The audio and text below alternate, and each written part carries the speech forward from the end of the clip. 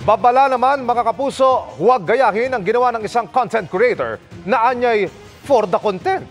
Uminom siya ng gasolina at sinilaban pa ang sarili para madagdagan ang followers at online views. Nakatutok si John Sala ng GMA Regional TV. Uminom ng gasolina ang lalaking ito sa Kalinog, Iloilo. Saka ibinuhos ang natirang gasolina sa kanyang katawan. Ilang saglit pa, sinilabanan niya ang kanyang sarili. Ang resulta, nagtamo siya ng second-degree burns. Base sa investigasyon, dating tricycle driver si Isagani Canha. Nawalan umano siya ng gana sa pamamasada dahil sa kagustong maging full-time content creator. At para raw madagdagan ang followers at tumaas sa kanyang views, naisip daw ni Canha na silaban ng katawan for the content.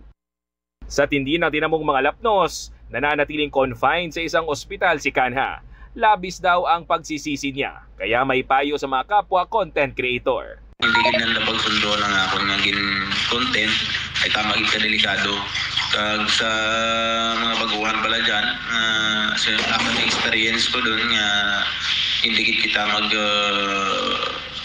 consider na mag-vlog.